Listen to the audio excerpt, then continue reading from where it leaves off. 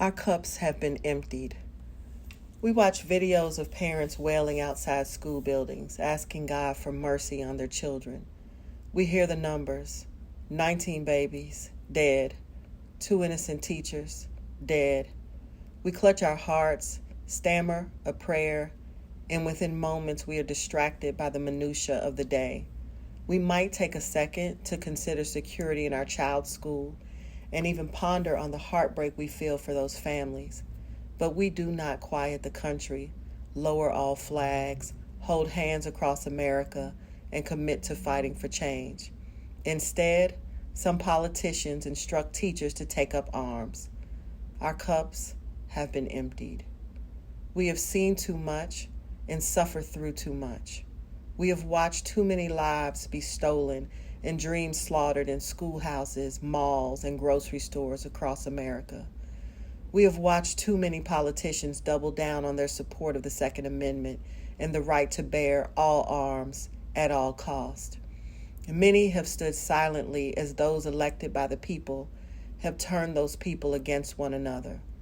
Some politicians seem to be in the business of paying for profit.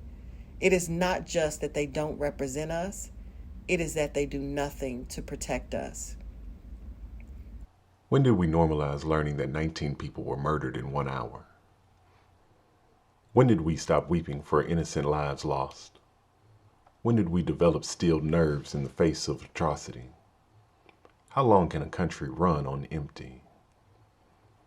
I am worried because I cannot allow myself to hold the pain of the families in Texas or Buffalo before them.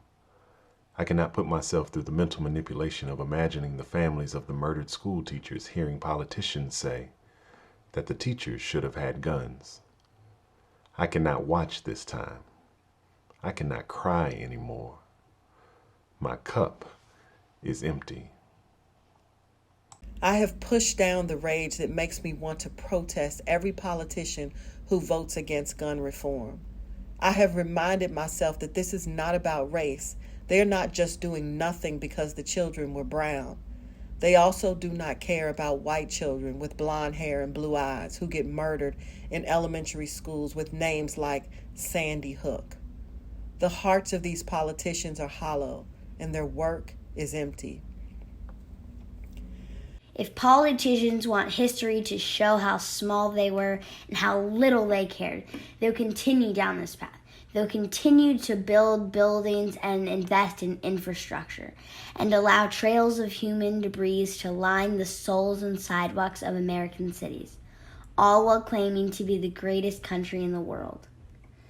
We cannot claim to be great when we allow those we elect to wring their hands while offering the parents of dead children thoughts, prayers, and ammunitions. The greatest country in the world would protect its children. The greatest country in the world would protect its teachers. If we were striving for greatness, we would pass gun reform and outlaw certain types of weapons. We put seatbelts in cars and implemented seatbelt laws because they saved lives. We did not do away with cars, but we changed the product that the public could access.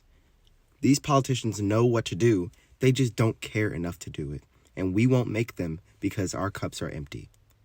We don't cry anymore. We are accustomed to death and murder and mayhem. We are too weak to stand our ground. 19 families will cry themselves to sleep tonight. One husband has already suffered more than he could manage, died from a broken heart, and left 4 children with no parents. Can we bring ourselves, for a moment, to imagine the pain that they are in and consider that we are the ones with the power to change our country? Can we muster the courage to be better than we are? In Kentucky, can we even change the law that prohibits the destruction of weapons confiscated from those engaged in criminal activity? Even a gun used to kill a cop can be placed back in the open market. Blue lives matter unless it is an inconvenience. We need an army of corporate leaders to pledge to discontinue donating to the campaign of any politician opposed to gun reform. We need teachers' unions to stand up and refuse to endorse politicians opposed to their survival. We need police unions to organize against political pragmatists that prioritize the gun lobby. In many cases, and certainly in Kentucky, we have elected people who are numbed by the profit and our pain and immune to the torment of parents and children left without them. God bless Texas and Buffalo and Sandy Hook and all the people desensitized to the slaughtering of innocent lives.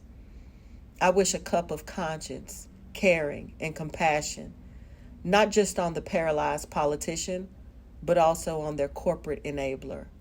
Our cups have been emptied and their pockets filled. If only we could truly be comforted by thoughts, prayers, and ammunition.